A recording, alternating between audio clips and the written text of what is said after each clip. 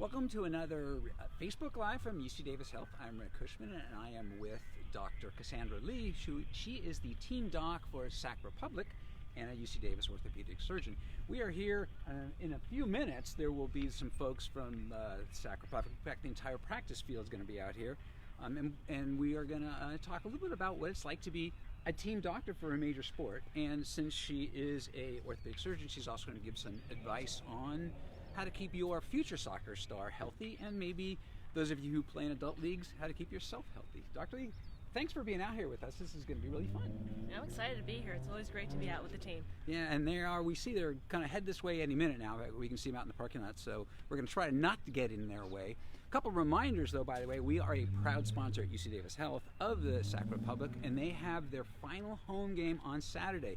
They've just qualified for their sixth playoff appearance, but they are fighting to make their way up the ladder, so they're going to be out at Papa Murphy Field on Saturday. Tickets are available. You can still get out there and see them. I want to make sure I hit all the plugs. The other thing is we do need to say thank you to the Sacramento Republic because they're letting us out here, and frankly, you're the team doctor, you're an orthopedic surgeon, they trust you. Really, they probably have better things to do than let me out here, but here we are. Yeah. So I have to say, this is always think like it would be so fun to be a team doctor. Is it fun? It is as glamorous as it sounds. No, just kidding. It is. It's actually great to be a team physician. It is truly the combination of medicine and athletics and sports. But the biggest part of it is there's another team that actually takes care of the entire team. So this is really truly a team sport. So the job of a sports medicine physician is to really take care of the athlete in all aspects, from nutrition to psychology to taking care of injuries, preventing injuries. So you're on the sidelines for every game. In fact, this is your sideline gear. This is my I'm Go Sac Republic gear. But you work with them at other times besides being part of the sideline crew? Mostly if there's an issue that so the athletic trainer is mostly with them at all times. So this includes practice, sidelines, and everything else. So if the trainer is a little bit concerned, then the athletes will come in and see us in the office. Okay. So now, one of the things that you think about is like you're going to sit there and go, oh man, what a great game. Do you get to really watch the game much, or are you too busy sort of treating folks? So it depends what you consider a great game. Like for me, a great game is for me to watch the game. So if I'm not having to take care of a lot of the athletes on the sideline, then that's a great game. How often do you have to take care of those guys on the sideline? Luckily, it's probably a little bit more on the rare side. Oh, so, good. Yeah. Good. So that's one of the questions is you can see soccer players here. Hey guys. Hello. Hey, how's it going? They're very fit athletes. Soccer players are among the fittest athletes really in American sports or in world sports. So it's sort of a two-level question. Being that fit and being that strong, do they have the capacity to injure themselves, or do they actually have the capacity to prevent injuries just in sort of their natural condition? It's, I guess the question's really tough because yes, these are great athletes. They are, incredibly cardiovascular fit. If you think about it, they're literally sprinting for the next 90 minutes. Right. So you and I could probably sprint for 100 meters, right? So, well, I don't know. Maybe you can sprint more than me. I was a runner.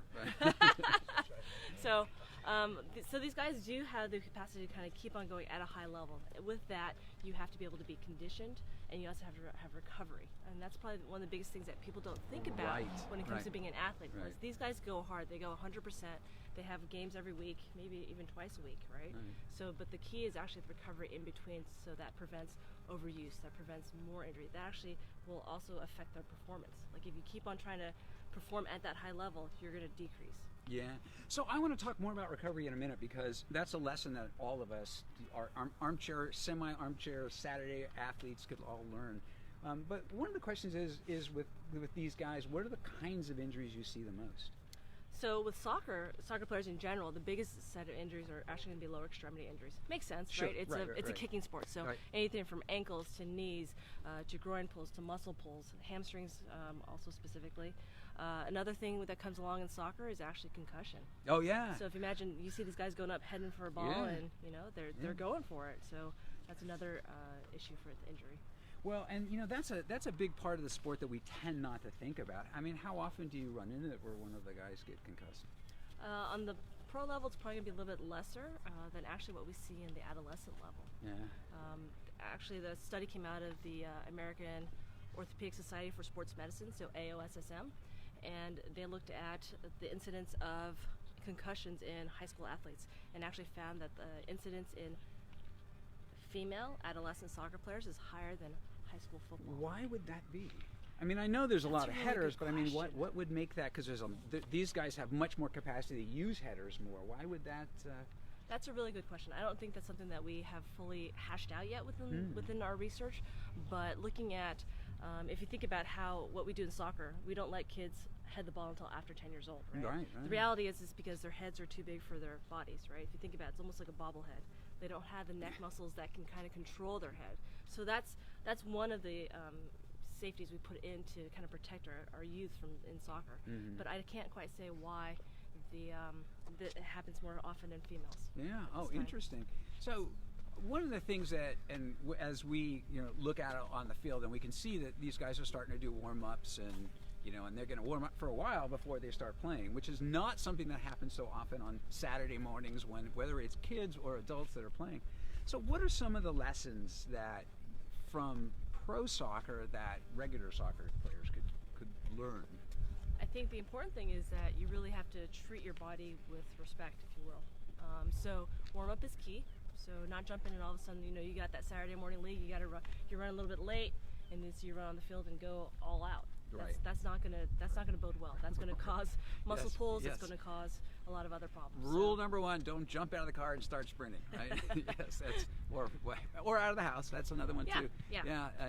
And then so for the kids versus the adults, what kind of warm-ups and how much do you suggest for them? So warm-up is going to be basically anything where you get muscle, blood flow to the muscles, right?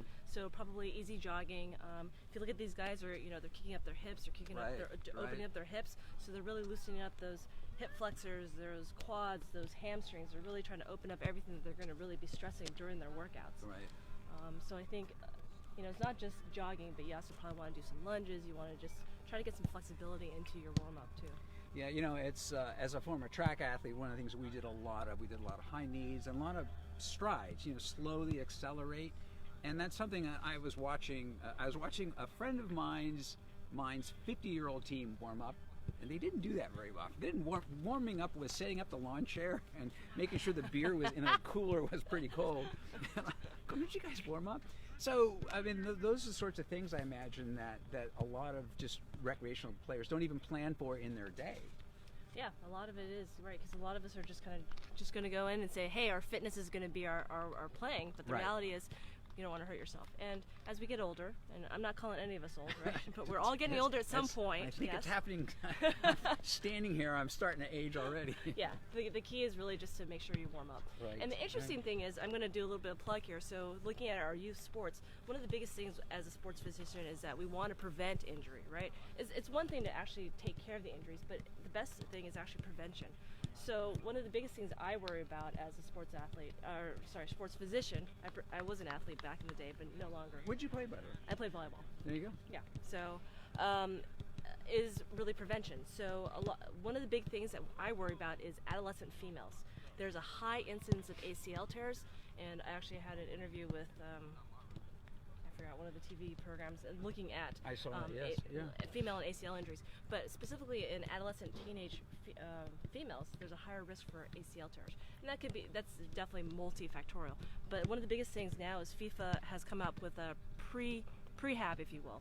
So it's part of the warm-up. There's actually something that's called FIFA 11. So if you guys want to Google that and look it up, but basically it's a set of exercises you can incorporate into your warm-up, especially in the teenage group. But basically to help kind of prevent, kind of build a lot of the strength that you need to protect your knees from an ACL tear. Well, that's another question too. Is just for whether it's kids playing or as become high school athletes or adults that are playing, whether it's soccer leagues or softball leagues. What kind of exercises besides warming up? What sort of muscle groups do you think that they should be working to strengthen? I mean, ACL protection, that means what, hamstring strength and that sort of thing? Yeah, so the interesting thing is you think about ACLs, you're like knees. Okay, let me just work on my leg muscles. But the reality is all the muscles you need to use are actually going to be your core to floor. So I call it core to floor strengthening. So core strength has to be really good. Hip flexors hamstrings, and these actually little butt muscles actually is what is key to keep your knee in a good position. So if you're cutting and twisting and pivoting, the little butt muscles kind of hold your leg in the right place so as to not put it in a bad position to tear the ACL. So work the glutes. Work the glutes. And there's a benefit. Look good in pants. That's always important. Exactly. It's the ultimate butt lift. That's right. So I'm going to talk a little bit more about recreational athletes in a minute, but since we've got now they're behind us and we can see them out there. One of the things that I always wondered about with athletes, I know that even as a high school athlete, that nobody wanted to admit to being injured because they wanted to play. Yes. Plus there's the you're tough. Doesn't matter. It's not macho is not the right word because it's men and women. Nobody wants to admit that they're not tough enough to take that hit. So how difficult is it to get folks to admit these professional athletes, great professional athletes, how to get them to admit that they've been injured? I think setting the culture is key. We don't want to look at this as something that you're punishing your athletes for having an injury. The reality is we're here as a medical support. We want the team to be as healthy, as good as they can be so that they can perform and they can get those championships, right. So the key is staying healthy so that you can perform the best and get there. That you don't lose your spot. Although there was the guy that lost I forgot his name. Everyone forgot his name. The first baseman who was injured, Lou Gehrig, took over and played for like 100,000 years right after. So, everybody is afraid of losing that one spot out there. So, and by the way, if you're just joining us, we are on the practice field at Cosumnes River College. Thank you, by the way, Cosumnes River College, for letting us come out here as well. This is Sacramento Republic back there. You can see going through drills. We're talking about doing drills. And I'm with Dr. Cassandra Lee. She is an orthopedic surgeon at UC Davis Health. And maybe more importantly for this, she is the team doc for Sacramento Republic. And by the way, also a reminder, these guys are in the playoffs, 6 straight season, and now they're fighting for a spot. They're playing at home on Saturday night at 7:30. You can still get tickets. It's on their website. So let's talk a little bit more about kids. And one of the things that we sort of tend to forget with our kids playing soccer is like, here's the ball, go kick it, right? So what's some of the advice and some of the lessons maybe from being around a team like this that parents ought to be thinking about in terms of monitoring their kids' injuries? Back to what I was saying before about not admitting that they're hurt. Mm-hmm. So I think the difficult part is telling like when is your kid hurt, right? When do you know to go to the doctor versus like when do you know just to kind of hold off on it? So little Johnny's crying because he wants to go back and play video games. Right. So the interesting thing about kids is kids will actually tell you when they're not going to verbally tell you, but they're going to tell you if they can do something or not. So typically if there's an injury or something that goes on, you want to rest them, ice them. So do the right thing. So rest, ice, compress, elevate. Give them a little rest period and maybe some Tylenol or Advil. And if they get better in a day or two, then chances are they're fine. But if it doesn't go away in a couple of days, then that's when you should seek medical attention. Well, and some of that, though, is even that day out on the field, there's the kid that's lagging behind, and sometimes that's just the person that's a little bit out of shape, and sometimes it's the person that got injured. What are the signs that you might look for? I think that's a really good question. Besides the limp. Because I often go into my fake limp so you don't have to do work, but I don't think that's the same thing. Yeah, I don't think that's the same thing with kids, but I think a lot of times if you just pull the kid out and just let them rest and then see if they're ready to get back in. I think it's incumbent upon us as the medical staff as well as the coaching staff to take a look and see, if the kid is just kind of, or the athlete is just kind of hanging back, you need to really assess and see if is there some injury or is it just, the kid just needs a little time out. Yeah. You were talking earlier about recovery, and I want to get back to that. So that's an important thing for every kind of sport, but certainly for a sport like soccer, right? Because these guys, they are endurance athletes as well as sprint athletes, and as well conditioned as they are, they need time to bounce back. It's something that we tend not to think about as sort of armchair athletes or regular athletes. So what kind of recovery do these guys need, and what kind of recovery would you suggest for the weekend athlete? Somebody's playing a soccer, a tournament on Saturday and that goes into Sunday. What does that, whether it's a kid or an adult, what do they need to do to recover quickly? But let's talk about them first. How much kind of recovery do these folks need? So these guys have been just kind of going at it for a long period of time, right? So they're definitely they have a lot more endurance built in than most of us. And the difficult part is like, how much recovery do you need? It's kind of hard to say, like, how's it your recovery versus my recovery? Right, every athlete's and it really different. is everyone's different. But the reality is, if you're going hard for a game that day, you're sprinting and you're going 100%, you probably need to have at least that next day to come down. You shouldn't be going for big sprints the next day. You shouldn't be going and doing a big workout the next day. You should actually let your body kind of recover, let your muscles recover. If anything, you can be doing like a easy kind of cardio or easy kind of stretching type day or easy strengthening type day. And what kind of things, if you are, say, somebody playing in one of those tournaments, so you got 3 games on Saturday and 2 more on Sunday, what do you do Saturday night besides go out and party? Do you hydrate? Do you think about what you eat? Do you stretch? Do you ice? What kinds of stuff? Actually, that's a great thing. I forget. That's a great point. Hydrating is key, actually. But here's the funny part. Hydrating doesn't happen on the field. It happens the day before. Right. So you need to hydrate the day before. So by the time you realize you're on the field, I'm like, hey, I'm thirsty. That's too late. You're already behind. Right. So you really need to keep up with that, with the hydration up front. Yeah, I'm always impressed. Like you watch the Tour de France. Now they have a whole different level of sort of insanity, I think would be a good word in terms of what kind of endurance that they go through. But you look at those riders, and they've finished and they're off the bike and they're talking to the camera, and they've been off that bike for 30 seconds. They're already chugging water, and that's another thing too, is to start drinking soon after, right? Yeah, just staying on top of it. Like by the time, I guess one way to assess if you're hydrated enough is actually just look at the color of your urine. If it's really dark yellow, then you probably need to catch up. Yeah. And it's water, not coffee, by the way. Yes, yes. You want to make sure. Wants to hydrate water with coffee. Yes, yeah, that's right. Hydration with coffee, you might actually end up pushing it back out. So you definitely want to use just good old-fashioned water. And then I guess the question then becomes electrolytes, right? So that's the difficult part. Electrolytes, it's a big industry, right? So can I tell you how much salt you need versus how much salt I need? I don't know the answer to that. I think big endurance athletes who are really going hard on like a big hot day, you can tell when you see like the salt rings on their shirts, you probably need to have electrolytes. You got to replace all that stuff that's coming out. But is that different from my half-hour workout on a spin bike? Probably, but I can't tell you how much electrolytes are necessary. Is there a problem if you over electrolyte to create a new verb? Yeah, probably not, because the beauty of it is the human body is amazing. It can actually compensate and figure out what you need and what you don't need. So if you have too much salt, if you will, or too much, I guess I can't call it salt because that's a whole different ballgame, but too many electrolytes, your body should be able to get rid of it. Right. So, and what about sort of the little ones, though? Does a 6-year-old or a 10-year-old need the same kind of electrolyte replacement, or is it different for them to get it into them? It's probably not any different, honestly. So the American diet actually has quite a bit of salt in it, so that's probably going to suffice for a 6 to 10-year-old athlete, But the key is trying to get them to drink water, right? Because they may not want to have water; they might want to have something a little more sugary or whatnot. So, but really try to get the water in there if you can. Well, what about there's sort of this range of sports drinks from there's the various aids, You're right? and some are sweet, and some are really sweet, and some are lightly sweet.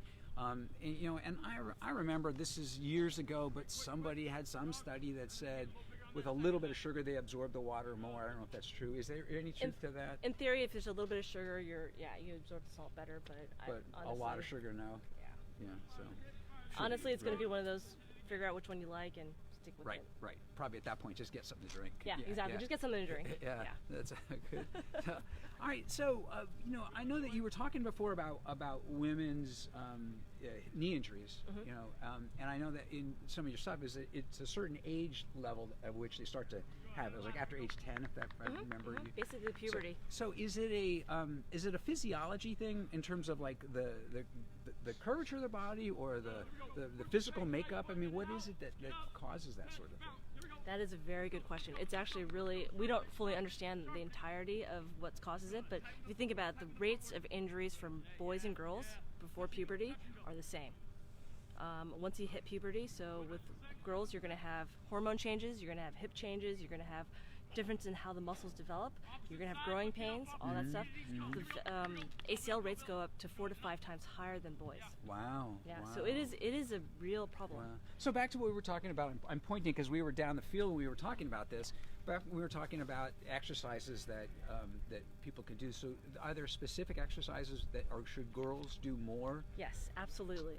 And that's kind of what I hinted at before, was like that FIFA 11 type program. Yeah. And it's actually it's something that can be incorporated into the warm-ups. So again, a lot of it's going to be core. It's going to be the buttock muscles, the glute muscles, the hamstrings.